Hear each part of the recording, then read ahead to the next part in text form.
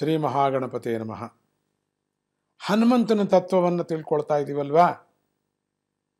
ಹನುಮಂತನ ತತ್ವದಲ್ಲಿ ಅತ್ಯಂತ ಆಶ್ಚರ್ಯಕರವಾದ ಅಂಶ ಏನಪ್ಪ ಅಂದರೆ, ಪ್ರತಿ ತ್ರೇತಾಯುಗದಲ್ಲೂ ಒಬ್ಬೊಬ್ಬ ಹೊಸ ಶ್ರೀರಾಮ ಹುಟ್ಟುತ್ತಾ ಇರ್ತಾನೆ. ಯುಗಗಳು ಎಷ್ಟು ಕಲ್ಪಗಳು ಹೇಳಕ್ಕೆ ತೀರದು ಬಿಡಿ. ಆದರೆ ಎಲ್ಲ ಯುಗಗಳಿಗೂ ಹನುಮಂತ ಮಾತ್ರ ಒಬ್ಬನೇ. ಎಷ್ಟು ಇದರ ಪರಮ ರಹಸ್ಯ ನೋಡಿ. ರಾಮಾವತಾರ ತಗೊಂತು, ಕೃಷ್ಣಾವತಾರ ತಗೊಂತು, ಮತ್ತೆ ಯುಗಗಳು ಕಳೆದು ಹೋಯಿತು, ಮತ್ತೆ ಮತ್ತೆ ಮತ್ತೆ ಬಂತು, ಮತ್ತೆ ಮತ್ಸ್ಯ ಕೂರ್ಮ ಅವತಾರಗಳೆಲ್ಲ ಬಂತು, ಮತ್ತೆ ರಾಮಾವತಾರ. ಯುಗಗಳು ಆಗ್ತಾನೇ ಇವೆ. ಆದರೆ ಹನುಮಂತನೊಬ್ಬನೇ ಇದ್ದಾನೆ. ಯುಗಾಂತರಗಳಿಂದ ಒಬ್ಬನೇ ಇದ್ದಾನೆ. ಹನುಮಂತ ಬದಲಾಯಿಸಲಾಗಲೇ ಇಲ್ಲ. ಶಿವರೂಪನಾಗಿರ್ತಕ್ಕಂಥ ಬದಲಾವಣೆ ಆಗ್ತಾನೇ ಇಲ್ಲ. ಯಾಕಂದರೆ ಒಂದು ಸತಿ ಹೇಳಬೇಕಾದ್ರೆ ನಾವು ಸ್ವಾಮಿ ಚಿರಂಜೀವಿ ಅಂತ ಹೇಳ್ತೀವಿ. ನಾವು ಶ್ರೀಹರಿಯು ರಾಮನಾಗಿ ಅವತರಿಸಿದಾಗಲೆಲ್ಲ ತಾನು ಪುನಃ ವ್ಯಕ್ತ ರೂಪವನ್ನು ಸ್ವೀಕರಿಸಿ ರಾಮನಿಗೆ ದಾಸನಾಗಿ ಅವನ ಸೇವೆ ಮಾಡ್ತಾ ಇರ್ತಾನೆ.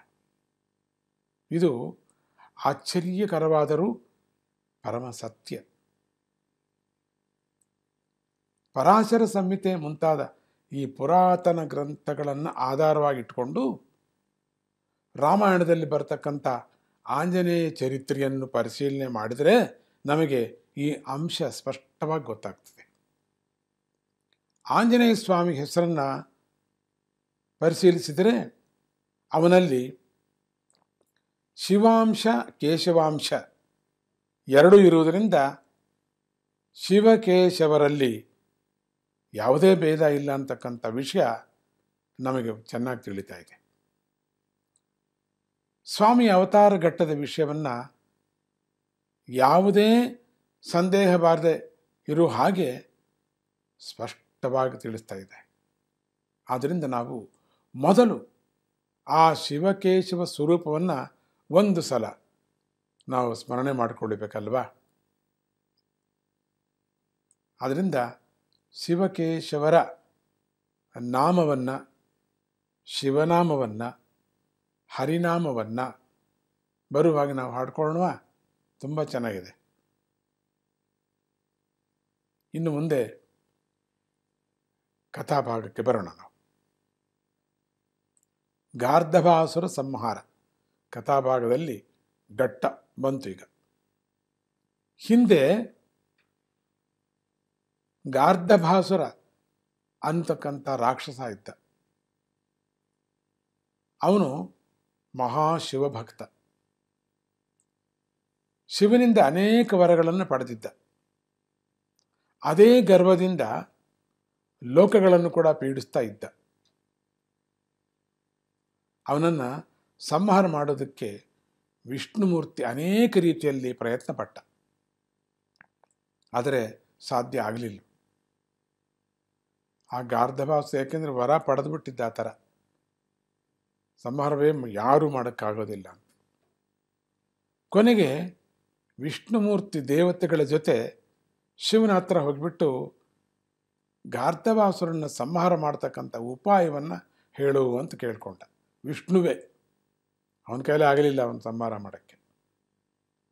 ಹೊರಗರಿವಿದರೂ ಕೆಲವರು ಸುಮಾರು ಜನ ಇರ್ತಾರೆ. ಶಿವನೊಬ್ಬನೇ ಸಂಹಾರ ಮಾಡ್ತಾನೆ. ಶಿವನು ಒಂದು ನಿಮಿಷ ಯೋಚನೆ ಮಾಡ್ದ. ಹೀಗೆ ಹೇಳ್ತಾನೆ, ನೀನು ಅವನನ್ನು ಜಯಿಸುವುದಕ್ಕೆ ಹೇಗೆ ಸಾಧ್ಯ? ಯಾಕೆಂದರೆ ಅವನು ನನ್ನ ಭಕ್ತ. ಶಿವಭಕ್ತರ ಹತ್ರ ಹೋಗಬಾರದು ಅಂತ ಒಂದು ಇದೆಯಲ್ಲ, ಅದರಲ್ಲೂ ಧರ್ಮದಿಂದ ಇದ್ದಾನೆ. ದೇವತೆಗಳಿಗೆ ಮಾತ್ರ ಆವಾಗವಾಗ ರಾಜ್ಯಕ್ಕೋಸ್ಕರ ಕಷ್ಟಪಡ್ತಿರ್ತಾನೆ. ಅದಕ್ಕಾಗಿ ಸ್ವಲ್ಪ ಕಷ್ಟಪಡ್ತು ದೇವತೆಗಳೆಲ್ಲ. ಆದರೆ ಶಿವಭಕ್ತನೇ ಅವನು. ಅದರಿಂದ ನನ್ನ ಭಕ್ತ ಅವನು. ಅನ್ಯಾಯವಾಗಿ ನಾನು ಅವನಿಗೆ ಅಪಕಾರ ಮಾಡೋಕ್ಕೆ ಸಾಧ್ಯ ಇಲ್ಲ.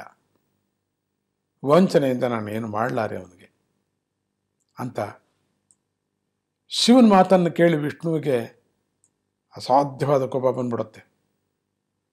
ಏನು ನೀನು ಹಿಂಗೆ ಹೇಳ್ತಾ ಇದೆಯಾ, ಪರಮೇಶ್ವರ ಅಂತ ಹೇಳ್ದ. ಏನು ಹೇಳ್ತಾನೆ ನೋಡೋಣ, ಮುಂದೆ ನೋಡೋಣ ಏನಾಗತ್ತೆ. ಜಯದತ್ತ.